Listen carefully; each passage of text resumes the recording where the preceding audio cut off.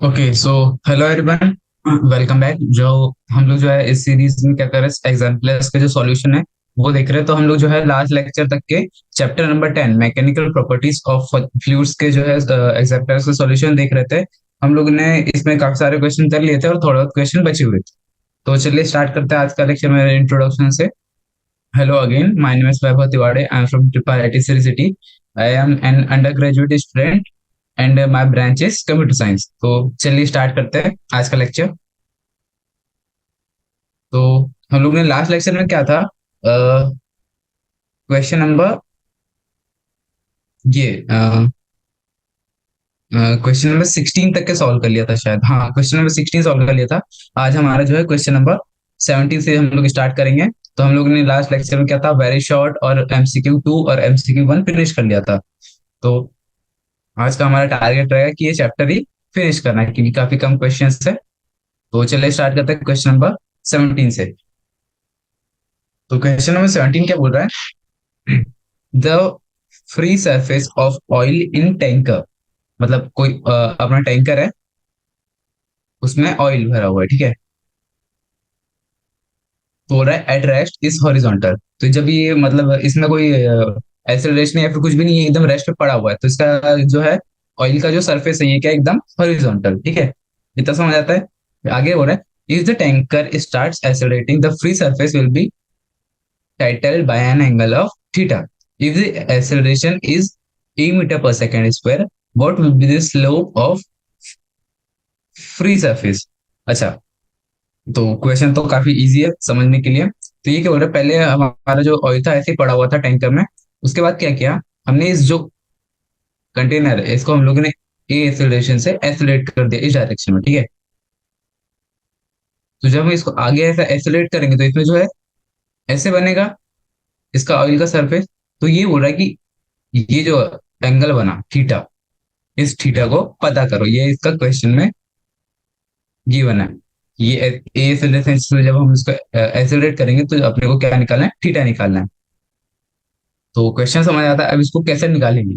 तो क्या करेंगे हम लोग, जो इसके ऊपर इधर एक एक्सेलरेशन पड़ेगा और नीचे क्या पड़ेगा, ग्रेविटी।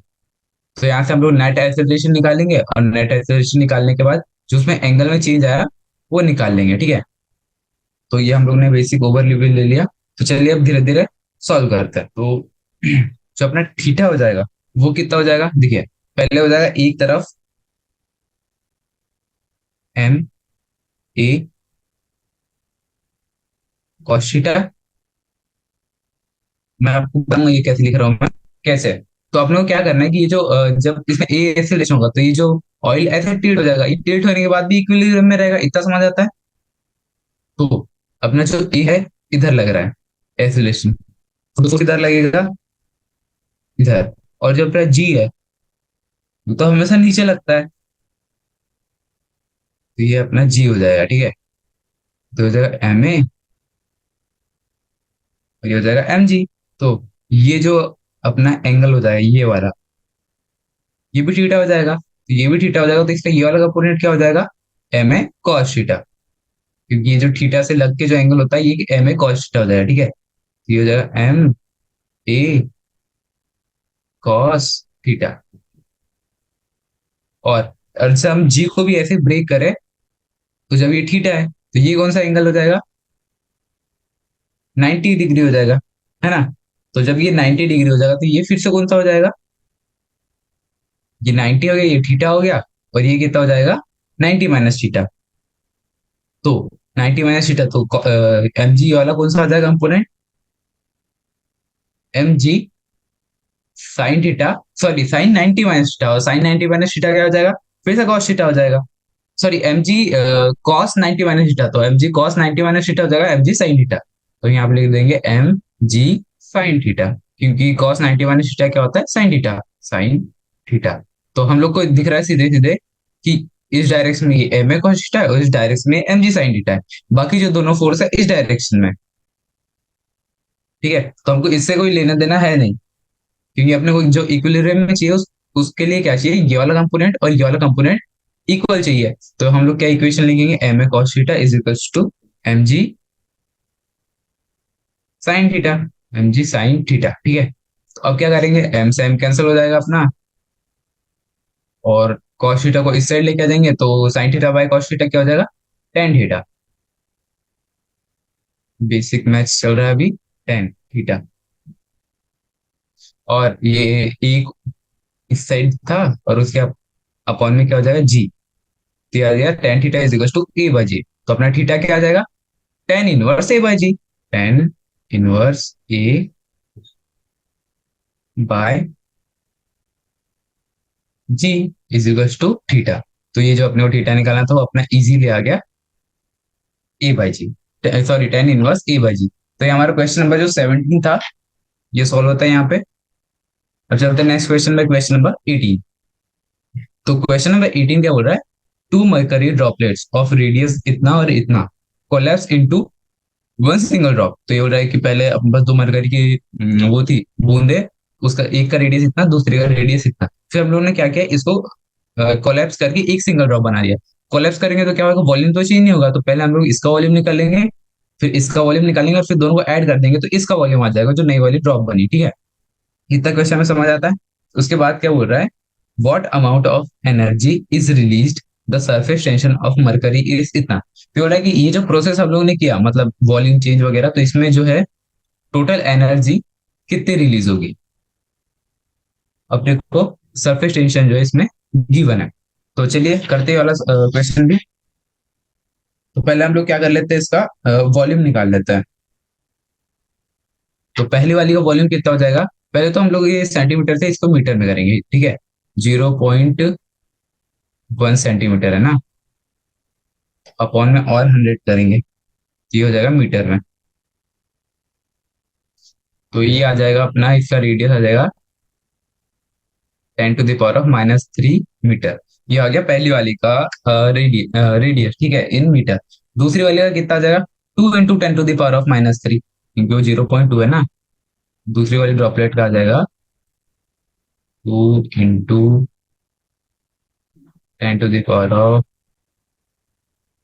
10⁻³ मीटर, ठीक है। अब क्या, जो अपना बोल रहा है कि दोनों ड्रॉप मिला के एक ड्रॉप में चलेगी, तो तीसरी वाली जो अपनी ड्रॉप आ जाएगी उसका वॉल्यूम कितना होगा, इन दोनों का एडिशन। जब हम इन दोनों को ऐड करेंगे तो उसका वॉल्यूम कितना हो जाएगा, 2 + 1 3 इंटू 10⁻³ ये आ गया अपनी नई वाली ड्रॉपलेट का वॉल्यूम। पर ओ सॉरी, ये हम लोग ने वॉल्यूम नहीं निकाला अभी, हम लोग ने इसका तो सिर्फ रेडियस निकाला। तो अभी वॉल्यूम के लिए क्या करना पड़ेगा, ड्रॉपलेट्स का 4/3 पाई r³ करना पड़ेगा, ठीक है। तो वो कर लेते चलिए। तो 4/3 से 4/3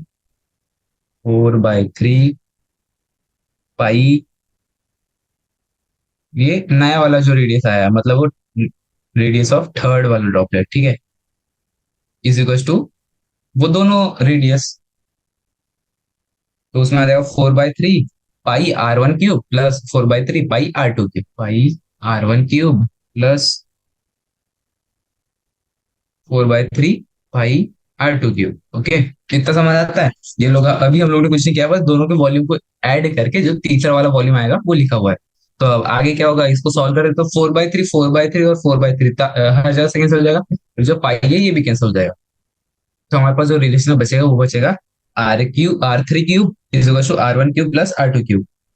तो आ जाएगा अपना 0. सॉरी, ये हो जाएगा 0.0009। सॉरी, एक जीरो नहीं आएगा यहाँ पे। ओके, इस क्वेश्चन कितना आ जाएगा, r3 आ जाएगा। जब हम सारी वैल्यूज पुट करेंगे तो r3³। अब क्या करेंगे, इसका रूट निकाल लेंगे। कैसा आएगा वो, r3 इज इक्वल्स टू कितना आ जाएगा वो, इसका क्यूब रूट हो जाएगा 2.1 इंटू 10⁻³ 2.1 इंटू 10⁻³ मीटर में आएगा, ठीक है। अभी हम लोगों ने सब कुछ मीटर में सॉल्व किया है। अब क्या बोल रहा है, डिक्रीज इन सरफेस एरिया निकालेंगे। सरफेस एरिया मतलब जो अभी सरफेस एरिया होगा और जो पहले था दोनों ड्रॉपलेट्स के कारण। तो सरफेस एरिया अभी कितना हो जाएगा, पाई, सॉरी 4 पाई r स्क्वायर, मतलब अभी वाली जो r3 है उतना रेडियस, और जो पहले क्या था 4 पाई r1 स्क्वायर प्लस 4 पाई r2 स्क्वायर, मतलब अपने को चेंज इन एरिया निकालना है, पहले कितना एरिया था और अभी कितना एरिया है। तो चलिए लिख लेते हैं relation, delta A is equal to 4 pi, ये नया वाला r3 आ जाएगा यहाँ पे, ठीक है, r3 स्क्वायर माइनस पहले वाले जो एरिया ऑफ सरफेसेस थे, सरफेस एरिया थे, 4 पाई r1 square minus of 4 pi r2 square. Okay, तो जब हमारे पास क्या r1 भी है, R2 भी है और R3 भी, जब इसमें सारी सारी वैल्यूज जब पुट करेंगे तो जो हमारा डेल्टा ए जो आएगा वो कितना आएगा, जो अपना डेल्टा ए है उसकी वैल्यू आ जाएगी अपने पास, यहाँ से 4 पाई कॉमन आ जाएगा ना, क्योंकि सबके पास 4 पाई है, यहाँ से आ जाएगा 4 पाई, तो ब्रैकेट में क्या आ जाएगा R2, सॉरी R3 का स्क्वायर माइनस R1 का स्क्वायर माइनस R2 का स्क्वायर, ठीक है। ये अपना डेल्टा ए का रिलेशन आ गया, ठीक है। अब क्या रहता है अपने को, जब चेंज इन एनर्जी निकालनी है वो कितना होता है, energy is equal to, energy release is equal to sufficient multiply delta A, कि जितना सरफेस एरिया अपना चेंज हुआ है उतना, अर्थ है हमारा सरफेस एरिया अर्थ है बढ़ रहा है या फिर घट रहा है, उसके ऊपर हमारी एनर्जी रिलीज या फिर एनर्जी कंज्यूम्ड है वो डिपेंड करती है। तो इस केस में क्या हो रही है, हमारी एनर्जी रिलीज हो रही है जब हमने दो ड्रॉपलेट्स को मिला के एक ड्रॉपलेट में चेंज किया। तो अपने ओटी कितना गिवन है यहाँ पे, इतना 435 तो लिख लेते हैं हम लोग सारे वैल्यूज, क्या देगा 435.5 इंटू 10⁻³ डेल्टा ये कहाँ से आएगा, जो अपन लोग ने अभी अभी ऊपर रिलेशन लिखा है, 4 पाई r3 स्क्वायर माइनस 4 पाई r1 स्क्वायर माइनस 4 पाई r2 स्क्वायर, ठीक है। तो वहां से हमारा जो डेल्टा ए आएगा मैं उसका डायरेक्ट वैल्यू लिख देता हूँ क्योंकि उसमें कुछ नहीं, बस बेसिक कैलकुलेशन है, ठीक है। तो डेल्टा ए अपना आ जाएगा 3.14, चलिए पूरा, मतलब ये जो इसका आंसर आएगा वो कितना आएगा, माइनस ऑफ 32.23 मल्टीप्लाइड बाय 10⁻⁻7, ये जो आएगा अपना एनर्जी रिलीज आएगा। और अपने को रिलीज कैसे पता चला, कहते हैं अपने को वो कैसे पता चला कि क्या होने वाला है, जो माइनस साइन है वो अपने को क्या बता रहा है कि जो अपनी एनर्जी वो कितनी एब्जॉर्ब की गई है। तो इस केस में जो हमारी एनर्जी रिलीज नहीं होगी, एनर्जी एब्जॉर्ब होगी। हम लोग ने शुरू में ही जब ये फॉर्मूला लिख रहा था कहा था कि जो नेगेटिव साइन है वो क्या दिखाता है कि एनर्जी एब्जॉर्ब हो रही है, और ये जो ऐसे पॉजिटिव में आ गई अपनी एनर्जी, मतलब इतनी एनर्जी रिलीज हो रही है। तो इस केस में क्या हो रही है, एनर्जी कोई रिलीज नहीं हो रही है, अपनी एनर्जी एब्जॉर्ब हो रही है, और उसकी वैल्यू कितनी है, इतनी 32.23 इंटू 10⁻⁻7। ओके, तो यहाँ पे हमारा क्वेश्चन नंबर 18 है, ये भी सोल्व होता है। अब क्वेश्चन नंबर 19 पे चलते हैं। तो आप मुझे 2 मिनट का समय दीजिए, मैं 2 मिनट में आ रहा हूँ। ओके, तो बच्चों हम लोग 18 क्वेश्चन तक ही कर चुके थे। जो हमारा नेक्स्ट क्वेश्चन होगा वो होगा क्वेश्चन नंबर 19, ठीक है। तो 19 क्वेश्चन में क्या बोल रहा है, इधर देखिए, यहाँ पे question number 19, if a drop of liquid breaks into small droplets it result in lowering of temperature of droplets, let a drop of radius r break into n droplets, each of radius r, estimate the drop in temperature। तो ये क्या बोल रहा है, पहले अपने पास क्या थी, एक बड़ी वाली ड्रॉप थी, ठीक है, और वो क्या कर गई, छोटी छोटी ड्रॉप में टूट गई। मतलब पहले अपनी इतनी बड़ी ड्रॉप थी, फिर उसके जो है काफी सारे पार्ट बन गए छोटे छोटे, इतनी बड़ी, फिर इतनी बड़ी एक ड्रॉपलेट, फिर इतनी बड़ी एक ड्रॉपलेट, ऐसे करके एन टुकड़े हो गए मान लीजिए, ठीक है, breaks into N small droplets. पहले इसकी रेडियस कितनी थी, आर थी, ये बड़े वाले की रेडियस कितनी है, बिग आर। और फिर जो छोटे वाले जो पार्ट्स बने इनकी रेडियस कितनी बोली गई है, छोटा वाला आर, ठीक है। तो ये क्या हो रहा है, estimate the drop in temperature.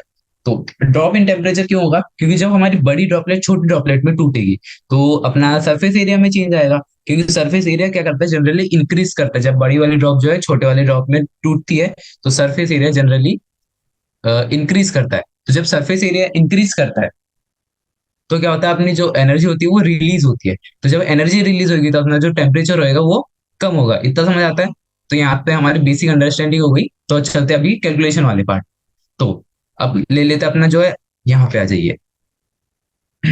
तो ये क्या बोल रहा है, बड़े वाला जो अपना वो है, कहते हैं ड्रॉपलेट, उसका कहते हैं वॉल्यूम कितना हो जाएगा, इतना। और छोटा वाला वॉल्यूम कितना हो जाएगा, इतना। तो अपने को पता है कि बड़े वाले ड्रॉपलेट से ही छोटा वाला ड्रॉपलेट बना है। तो बड़े वाले का वॉल्यूम इज इक्वल टू छोटे वाले का वॉल्यूम इंटू एन, क्योंकि छोटे वाले एन ड्रॉपलेट्स बने। तो यहाँ से जो हमारा रिलेशन आएगा एन का, वो कितना हो जाएगा, बड़ा आर क्यू अपॉन छोटा आर क्यू एन का, ठीक है। तो अब बारी आती है किसकी, एनर्जी रिलीज की। तो एनर्जी रिलीज का फॉर्मूला क्या होता है, डेल्टा यू का tension multiplied by delta A. तो डेल्टा ए के यहाँ पे चेंज इन सरफेस एरिया, तो चेंज इन सरफेस एरिया कितना हो जाएगा, 4 पाई r स्क्वायर, क्योंकि बड़े ड्रॉपलेट का हो गया। छोटे वाले ड्रॉपलेट का कितना हो जाएगा, 4 पाई छोटा वाला r स्क्वायर। बट इसके कितने एन ड्रॉपलेट्स है, तो इसको मल्टीप्लाई बाय एन करेंगे तो ये अपना आ गया। तो अब ये जो रिलेशन है इसका यूज करेंगे कि आर क्यूब अपॉन छोटा आर क्यूब। तो यहाँ पे एन की वैल्यू जब हम डालेंगे, अभी वैल्यू नहीं डालेंगे नहीं तो कॉम्प्लेक्स हो जाएगा, तो वो क्या करेंगे हम लोग यहाँ से 4 और पाई कॉमन निकालेंगे, ठीक है। तो अपने पास क्या बचेगा, 4 pi t r square minus n r square.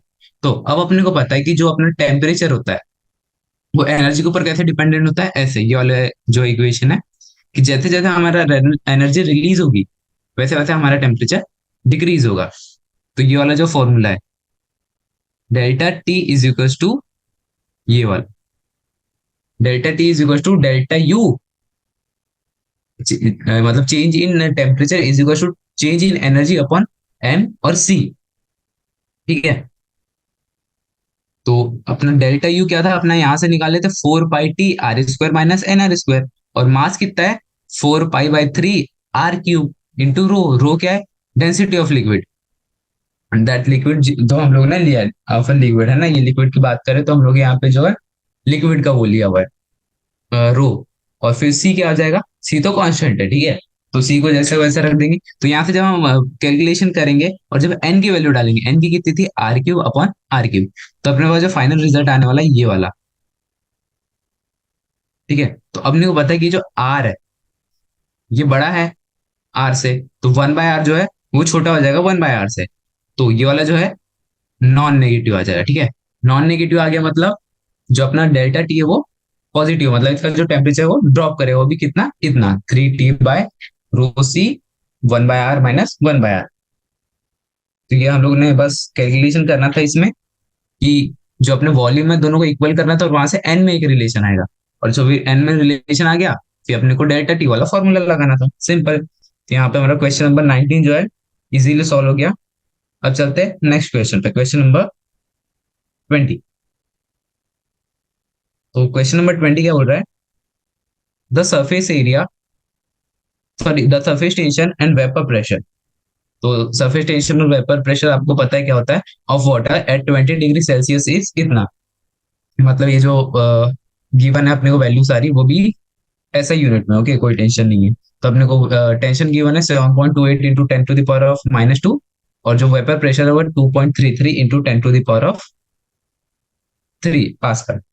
तो चलिए अब आगे चलते हैं। What is the radius of smallest spherical water droplet which can form without evaporating at 20 degree Celsius. तो ये क्वेश्चन जो है हमको लग रहा है कि आउट ऑफ द बॉक्स ये कैसा क्वेश्चन है, बट जब इसको सॉल्व करेंगे तो काफी इजी क्वेश्चन और काफी छोटा भी है। तो ये क्या बोल रहा है कि जो अपने को स्मॉलेस्ट स्पेरिकल वाटर ड्रॉपलेट बने कि वो बिना इवेपोरेट करे रह जाए, मतलब 20 डिग्री सेल्सियस पे इवेपोरेट नहीं होना चाहिए, ठीक है। तो अपने को पता है कि सरफेस टेंशन पता है और प्रेशर पता है। तो एक्सेस प्रेशर कितना होता है आपको पता है, एक्सेस प्रेशर हो जाएगा 2t/r। ओके, ये रहा क्वेश्चन नंबर 20। तो 2t/r ये क्या हो जाएगा, should be greater than the vapour pressure. तो 2t/r इज इक्वल टू कितना चाहिए अपने को, प्रेशर। तो यहाँ से रेडियस कितनी आ जाएगी, 2t/p। तो अपने को रेडियस कितनी चाहिए, रेडियस ही निकालनी थी। तो अपने पास ये टू जो कांस्टेंट है और जो सरफेस टेंशन है वो गिवन है, और अपॉन में पी वेपर प्रेशर तो अपने पास गिवन ही है। तो यहाँ से अपने का आर का रिजल्ट आ जाएगा, और फिर आर से ये आ गया। तो अपने को इतनी रेडियस की ड्रॉपलेट चाहिए ताकि वो इवेपोरेट ना हो। तो हो गया, ये काफी इजी क्वेश्चन था। बस अपने को एक फॉर्मूला याद रखना था, कौन सा, 2t/r is equal to P. तो अपने को पता था excess pressure in drop is equal to vapour pressure. तो वेपर प्रेशर का फॉर्मूला क्या होता है, P is equal to 2T/R। इससे अर्थ ग्रेटर रहा, मतलब इससे रेडियस अर्थ से छोटी रही तो सही रहेगा, और बड़ी हुई तो फिर एवोपरेट हो जाएगी। ठीक है, सॉरी, इससे बड़ी रही तो रह जाएगी, और इससे छोटी रही तो वो इवोपरेट कर जाएगी। मतलब ऐसे इतनी सी बड़ी ड्रॉपलेट है तो उसको इवोपरेट, बड़ी ड्रॉपलेट है तो वो जल्दी इवोपरेट नहीं होगी। ठीक है, तो ये हमारा शॉर्ट आंसर जो है वो फिनिश होते हैं। अब हम चलते हैं अपने लॉन्ग आंसर्स पे। तो हमारे पास टोटल कितने, 3 लॉन्ग आंसर्स है, सॉरी लॉन्ग क्वेश्चन है, हम लोग इसका सॉल्यूशन देखेंगे। तो चलिए, क्या बोल रहा है, ए पार्ट, मतलब इसमें 4 पार्ट है, तो ए पार्ट क्या हो रहा है, pressure decreases as one ascends the atmosphere. ठीक है, जैसे जैसे हम लोग ऊपर जाते हैं तो अपना जो है प्रेशर डिक्रीज करता जाता है। ये बात लिखी हुई है, if the density of air is rho, what is the change in pressure over a differential height DH। तो ये बोल रहा है कि जब हम ऊपर गए, मतलब इसे पहले ही बता दी कि डेंसिटी ऑफ एयर कितना है, रो। तो जैसे जैसे हम लोग ऊपर जा रहे हैं तो प्रेशर में चेंज कितना है, DP। कितना हाइट जाने पे, DH। तो ये DH जाने पे DP चेंज आ रहा है, तो ये पता करना हो रहा है अपने को DP। ठीक है, तो अपने को पता है pressure will decrease as we are going up to the atmosphere. ठीक है, because of the thickness of the gas above us decreases. तो let us consider the horizontal layer of air with cross section A of height DH। तो ये हम लोगों ने जो differential height है ये DH जो है कंसिडर कर ली। तो अपना जो चेंज इन प्रेशर है उसको हम लोगों ने क्या कंसिडर किया, डी, है ना।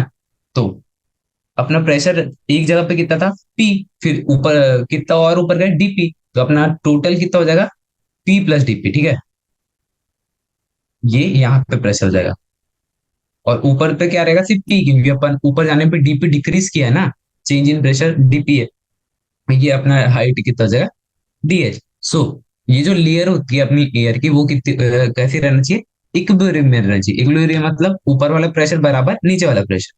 ऊपर वाला प्रेशर क्या हो जाएगा अपना, यहाँ पे लिखा भी है, net upward force is equal to net downward force. तो नीचे वाला फोर्स क्या हो जाएगा, P प्लस DP, मतलब ये वाला प्रेशर मल्टीप्लाइड बाय एरिया।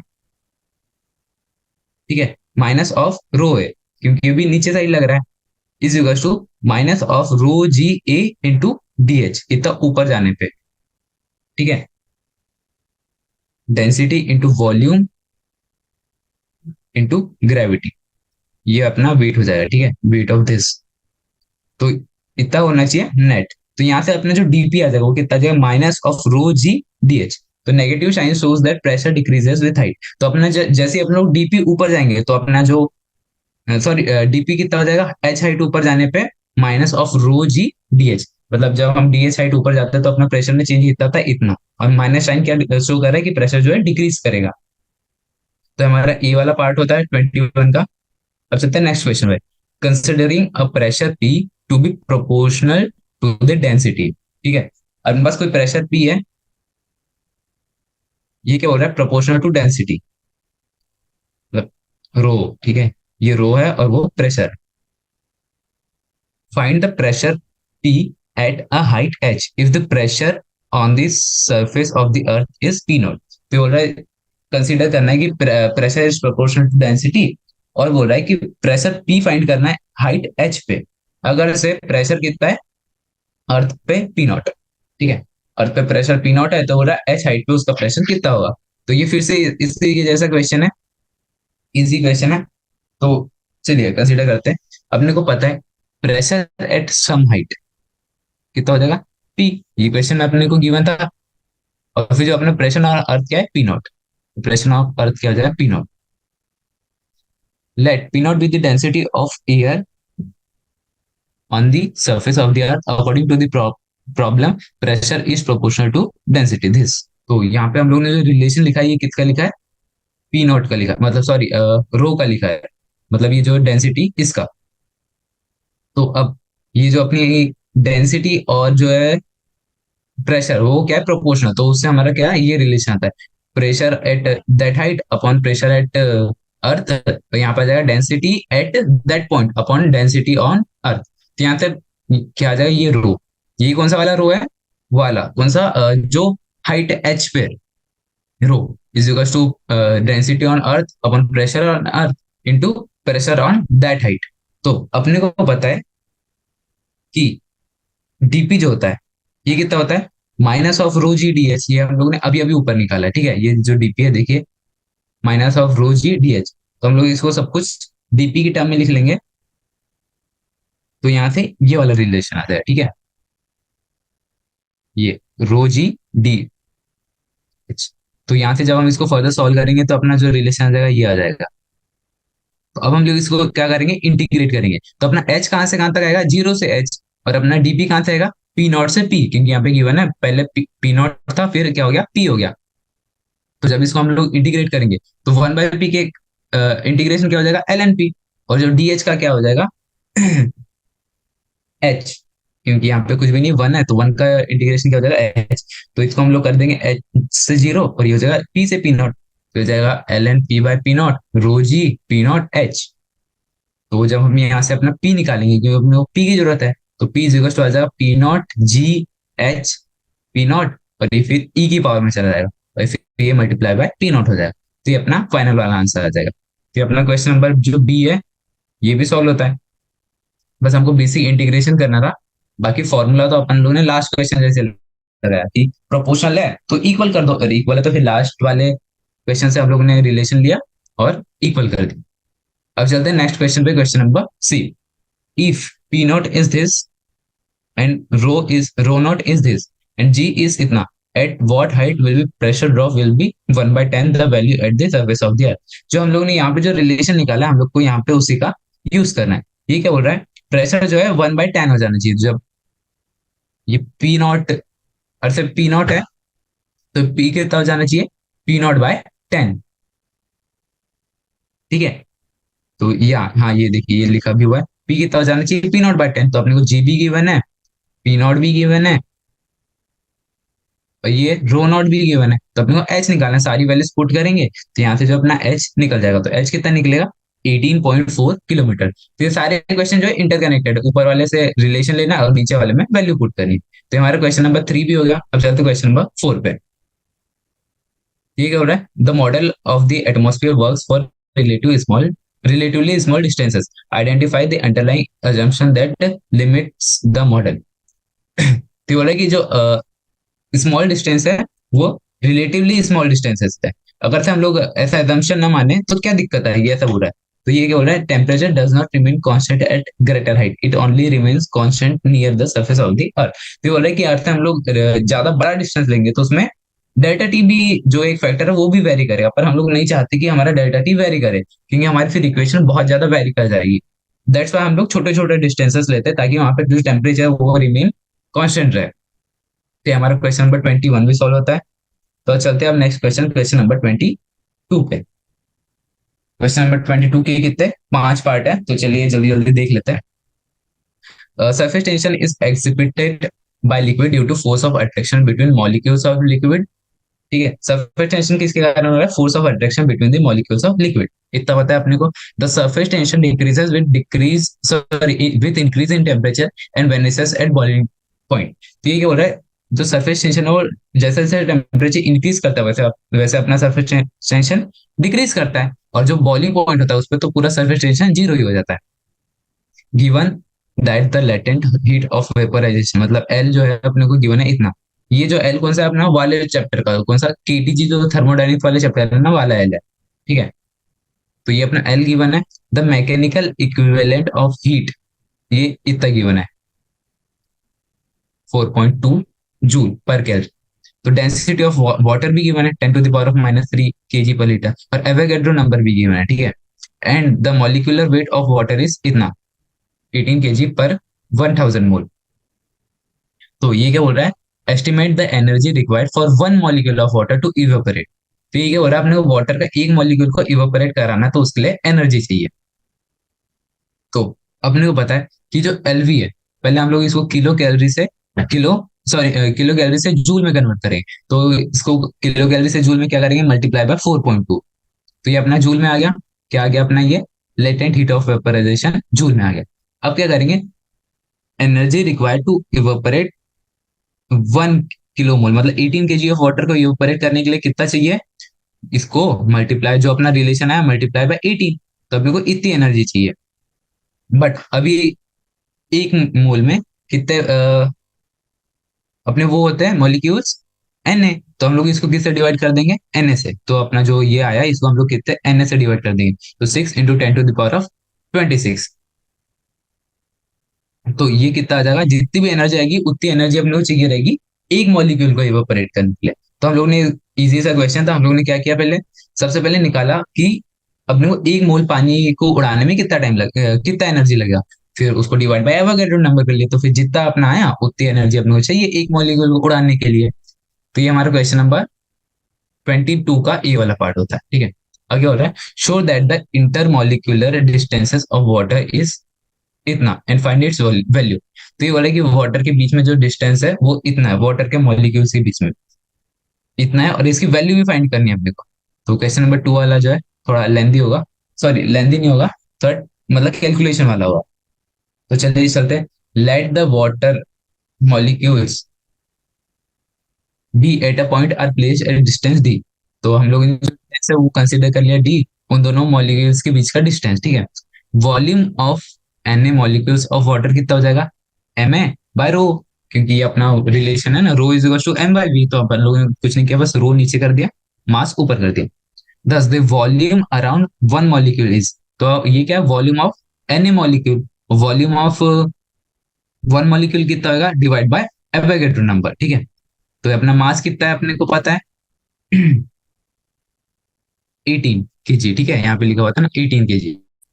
ठीक है, और अपने को रो भी पता है कितना, 10⁻³ और जो एन है वो कितना हो जाएगा 6.02 × 10⁻26। तो यहाँ पे हम लोग ने इजी कैलकुलेशन के लिए 6 ले रखा है। तो बस हम लोग क्या करेंगे, सारी वैल्यू पुट करेंगे, ये एम ए की वैल्यू पुट करेंगे जो अपने को पता है कितनी 18, एन ए कितना है एवोगैड्रो नंबर, और पी डब्ल्यू क्या है रो ऑफ वाटर। तो यहाँ से सारी वैल्यूज अपने को पता है, जब हम कैलकुलेट करेंगे तो आएगा अपना 3.1 × 10⁻⁻10 मीटर, इतनी डिस्टेंस जो है अपने मॉलिक्यूल्स के बीच में। तो मैं क्वेश्चन नंबर बी भी सॉल्व होता है, ये solve.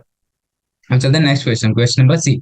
1 gram of water in the vapour state at 1 atm occupies इतना वॉल्यूम। ठीक है, estimate the intermolecular distance at boiling point in the vapour state.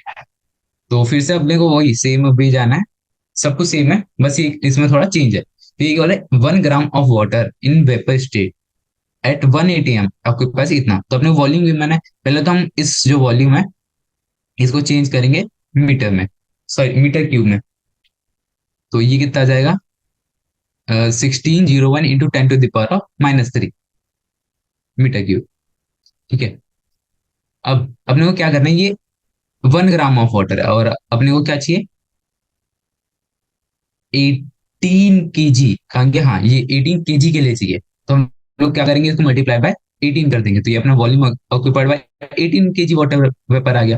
फिर अपने को नंबर ऑफ मॉलिक्यूल्स भी पता है 6.6 × 10⁻26।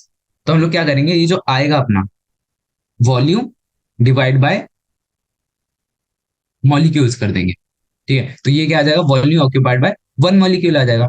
तो अपने को पता चल गया कि एक जो अपना वॉल्यूम मॉलिक्यूल है वो कितना वॉल्यूम ऑक्यूपाई करेगा, तो वो इतना मॉलिक्यूल, सॉरी इतना वॉल्यूम ऑक्यूपाई करेगा। ठीक है, अब क्या करना है अपने को, डी फाइंड करना है। डी क्या है, इंटर मॉलिक्यूलर डिस्टेंसेस। तो डी क्यूब क्या हो जाएगा इज इक्वल टू इतना। ठीक है, इंटर मॉलिक्यूलर डिस्टेंस क्या हो जाएगा दिस, तो अपना डी डैश क्या हो जाएगा 36.3 × 10⁻⁻10, क्योंकि ये डी क्यूब था ना, तो हम लोग ने इसको क्यूब रूट निकाला, तो इसका आंसर आ जाएगा ये 36.3 × 10⁻⁻10।